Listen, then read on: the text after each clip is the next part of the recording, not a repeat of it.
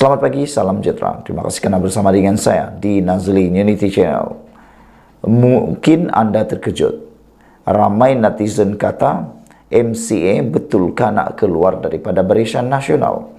Kalau MCA nak keluar daripada Barisan Nasional, kata mereka, MCA pergi ke mana? Hal ini telah pun mendapat perhatian pemimpin MCA sendiri yang mahu supaya UMNO dan MCA henti berbala. Saya setuju dengan kenyataan ini. Saya setuju dengan pemimpin MCA ini supaya UMNO dan MCA berhenti berbala, kerana musuh mereka bukan sesama sendiri, tetapi musuh mereka ialah orang yang lain. Jadi oleh sebab itu, berhentilah berbala, carilah titik penyelesaian, cari perdamaian supaya ada masa untuk memikirkan kesejahteraan rakyat itu sendiri. Seorang pemimpin MCA menggesa parti komponen Barisan Nasional BN itu menghentikan perbalahan dalaman. Sebaliknya memberi tumpuan pada usaha mengembalikan zaman kegemilangan gabungan itu. Ketua Penerangan Pemuda MCA Neo Cho Siong berkata, sikap saling menyalahkan sesama sendiri sama sekali tidak membawa manfaat kepada Barisan Nasional. Saya setuju dengan apa yang dikatakan oleh Ketua Penerangan UMNO ini, Penerangan MCA ini, bahawa sikap saling menyalahkan itu memang sama sekali tidak akan membawa manfaat, kerana perbuatan itu akan menjadi duri dalam daging dan akan menjadi sumber ataupun cara untuk parti yang lawan mengambil peluang untuk melemahkan parti tersebut. Jadi adalah lebih baik bermaaf-maafan sesama sendiri, buang yang keruh dan ambil yang jernih. Tidak perlu lagi dicari siapa yang mula dan siapa yang balas. Apa yang sudah berlaku biarlah berlalu. Menjadi sejarah dan pengajaran, katanya. Segala kekurangan dan kelemahan kita perbaiki bersama. Dalam politik yang serba mencabar dan dinamik dewasa ini, kita semua perlu bersikap profesional serta bertanggung jawab, katanya dalam satu kenyataan. Sejak kebelakangan ini, MCA dan MCA dan UMNO sering bertikai. Bermula dengan gesaan naib Presiden MCA Tan Tiek Chong agar Pengerusi Barisan Nasional Zahid Hamidi mengakui sokongan Melayu terhadap gabungan itu semakin merosot. Ini susulan dakwaan Zahid bahawa prestasi buruk BN di Kemaman disebabkan penyokong kuat gabungan itu tidak keluar mengundi. Seterusnya, pada sidang Dewan Negara baru-baru ini, bekas naib Presiden MCA T. Lian Ke mempertikaikan Kongres Ekonomi Bumi Putra yang dijadwalkan berlangsung pada Januari.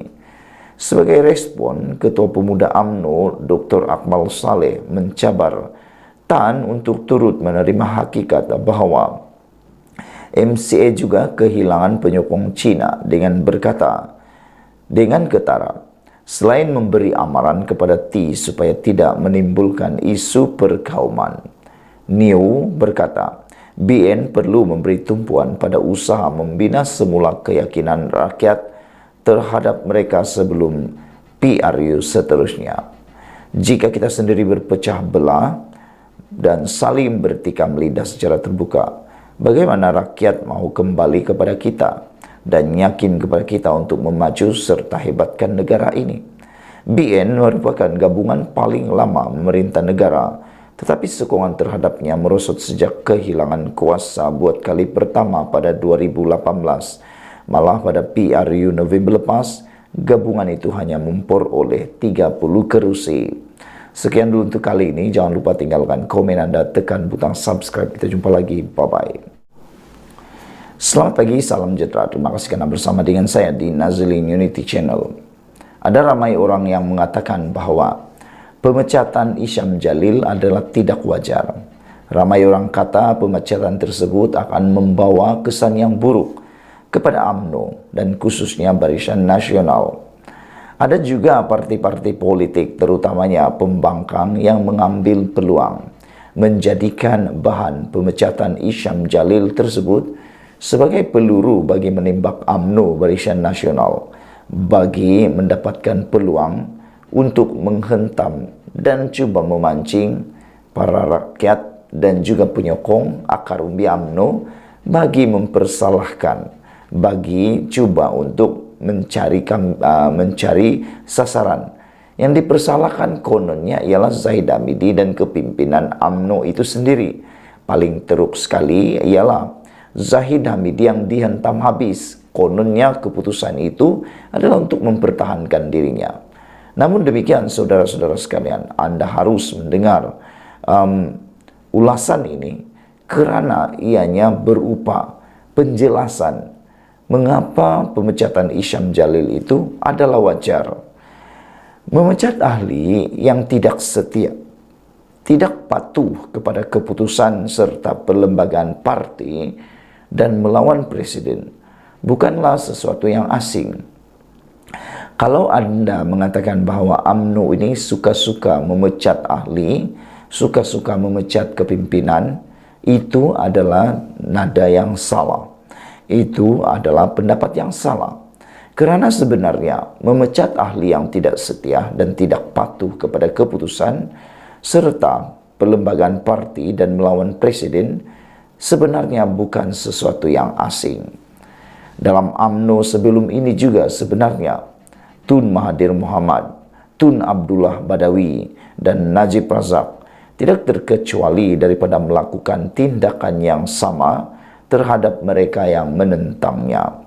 Kalau dulu Tun Mahathir Mohamad pernah memecat, paling besar sekali ialah apabila memecat Anwar Ibrahim selaku timbalan Perdana Menteri dan turut memecat Anwar daripada UMNO. Adakah Anda masih ingat perkara tersebut? Jadi kalau Mahathir cakap tentang pemecatan adalah tidak layak untuk bercakap sedemikian. Begitu juga dengan Najib Razak. Najib Razak juga telah pun memecat Muhyiddin Yassin kerana juga berkait dengan tindakan disiplin. Dalam PKR pula, dalam PAS, Bersatu, MCA dan MIC juga, perkara ini biasa berlaku. Jadi jangan cakap kononnya hanya UMNO saja yang bersalah.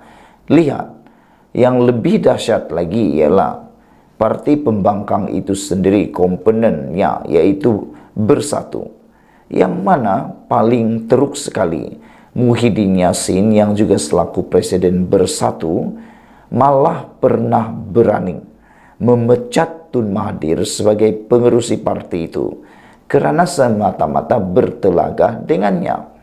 Bayangkan Muhyiddin, presiden parti Bersatu, memecat pengerusi parti itu yaitu Tun Mahathir. Bukankah itu lebih teruk? Jadi kalau Perikatan Nasional cuba-cuba nak menggunakan isu ini, janganlah.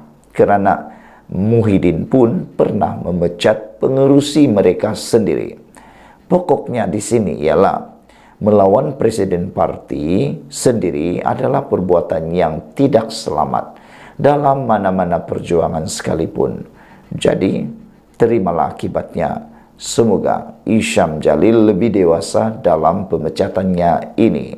Sekian dulu untuk kali ini. Jangan lupa tinggalkan komen Anda, tekan butang subscribe. Kita jumpa lagi. Bye-bye. Selamat pagi, salam sejahtera. Terima kasih karena bersama dengan saya di Nazlin Unity Channel. Akhirnya, selepas UMNO berdiam diri dihentam habis oleh Isyam Jalil, akhirnya UMNO tampil memberitahu punca sebenar Isyam Jalil dipecat. Saudara-saudara sekalian, rupa-rupanya Isyam Jalil dipecat kerana melampau mengkritik kata Khalid. Ahli Majlis Kerja Tertinggi UMNO Isyam Jalil dipecat daripada parti itu kerana didapati bertindak keterlaluan dalam mengkritik pemimpin parti, kata Muhammad Khalid Nordin. Naib Presiden UMNO itu dilaporkan berkata tindakan melampaui batas oleh Isyam itu boleh menggugat parti jika tidak dikawal dengan betul. Sebagai parti politik besar seperti UMNO, kata Khalid, parti itu perlu memastikan tidak ada ahli yang boleh bercakap sesuka hati sehingga boleh mengancam kestabilan parti. Mana-mana ahli parti pun, terutama UMNO sebagai parti yang besar, kita perlu pastikan tidak berlakunya tindak tanduk seseorang ahli yang gugat parti atau yang bercakap sesuka hati. Jadi bila dia cross the line, melampaui batas, ahli MKT berpendapat soal keluarkan pendapat ada banyak cara dan pendekatan, lebih-lebih lagi dia ialah seorang ahli MKT. Jadi parti perlulah mengawal tindak tanduk seperti itu. Kalau semua jadi macam dia, bermasalah nanti, kata beliau. Jadi ini soal urus disiplin ahli dalam parti. Kita mesti tahu berorganisasi, katanya seperti dilapor Sinar Harian. Khalid yang juga Menteri Pengajian Tinggi berkata demikian sebagai mengulas pemecatan Ihsan Jalil semasa sidang media di Kota Tinggi Johor hari ini. Dilaporkan bahwa MKT UMNO dalam mesyuarat pada Rabu memutuskan untuk memecat Ihsan Jalil daripada parti itu. Menurut sumber, Ihsan didakwa melanggar peraturan parti termasuk apabila dia mengkritik parti itu secara terbuka dan melabelkan UMNO sebagai Barua DAP.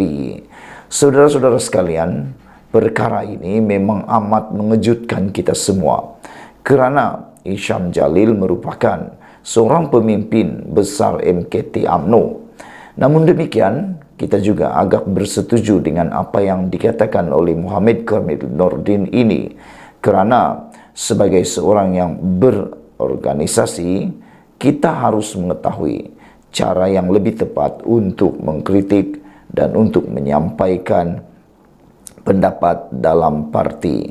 Seperti yang dikatakan di dalam sabudin.com, memecat ahli yang tidak setia, tidak patuh kepada keputusan serta pelembagaan parti dan melawan presiden bukanlah sesuatu yang asing.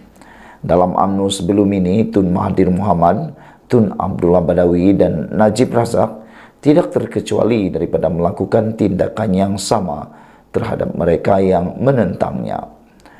Dalam PAS, PKR, Bersatu MCA dan MIC juga biasa berlaku hal yang sama. Lebih dahsyat lagi, Muhyiddin Yassin selaku Presiden Bersatu malah berani memecat Tun Mahathir Mohamad sebagai pengerusi parti itu kerana bertelagah dengannya. Pokoknya, melawan Presiden parti sendiri adalah perbuatan yang tidak selamat dalam mana-mana perjuangan sekalipun. Semoga Ihsan Jalil lebih dewasa dengan pemecatan ini. Sekian dulu untuk kali ini. Jangan lupa tinggalkan komen Anda, tekan butang subscribe. Kita jumpa lagi. Bye-bye.